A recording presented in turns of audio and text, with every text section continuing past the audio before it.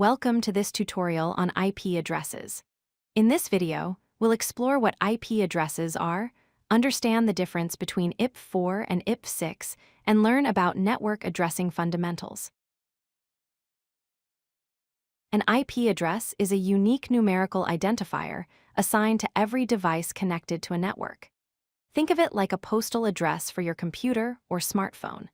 Just as your home has a unique address so mail can reach you, every device on a network needs its own IP address so data can be sent to the right destination.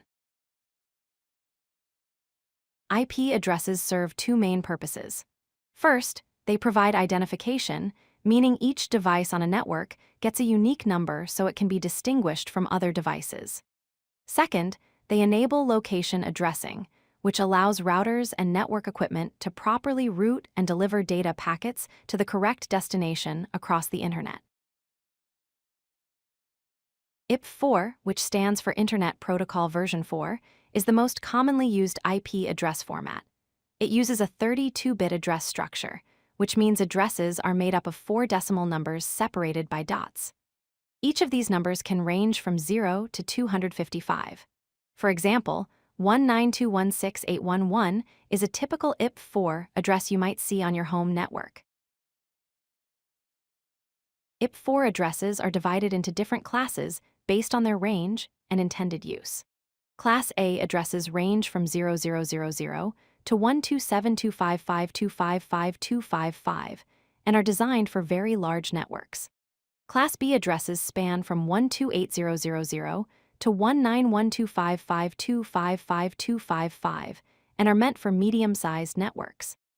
Class C addresses go from 192.000 to 2232.55.255.255 and are used for small networks, like home or small business networks. IPv4 has a significant limitation. With its 32-bit structure, it can only provide approximately 4.3 billion unique addresses. While this seemed like plenty when the Internet was young, today we have billions of devices connecting to the Internet, including computers, smartphones, tablets, smart home devices, and more. This means we've essentially run out of available IPv4 addresses, creating a serious problem for continued Internet growth. To solve the address exhaustion problem, IPv6, or Internet Protocol Version 6, was developed. IPv6 uses a 128-bit address format, which is much longer than IPv4. These addresses consist of 8 groups of hexadecimal numbers separated by colons. Each group contains 4 hexadecimal digits. A typical IPv6 address looks like 2001, 0DB8, 85A3, 0000, 0000, 88A, 0370, 7334. While this may seem complex, it provides an enormous number of possible addresses. IPv6 offers tremendous advantages over IPv4. It provides approximately 340 undecillion available addresses. That's 340 followed by 36 zeros, which is essentially unlimited for all practical purposes. This means every device on Earth could have multiple unique IP addresses. Beyond the vast address space, IPv6 also includes better built-in security features and improved routing efficiency, making data transmission faster and more secure. IP addresses are further divided into public and private categories. Public IP addresses are unique across the entire Internet and are assigned by your Internet service provider. They're accessible from anywhere on the Internet and are used to identify your network to the outside world. For example, 2030.11345 could be a public IP. Private IP addresses, on the other hand, are used only within local networks. They're assigned by your router and are not routable on the public Internet. An address like 192.168.1.10 is a private IP that identifies devices within your home or office network.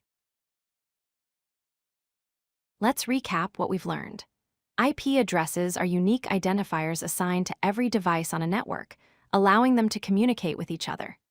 IPv4 uses 32-bit addresses, but has limited availability with only about 4.3 billion possible addresses. IPv6 was created to solve this problem by providing virtually unlimited addresses for future internet growth. Finally, remember that public IP addresses are used for internet-facing connections, while private IP addresses are used within local networks. Understanding these concepts is fundamental to grasping how devices communicate over networks and the internet. If you like this video, hit that like button and don't forget to subscribe. Visit codelucky.com for more such useful content.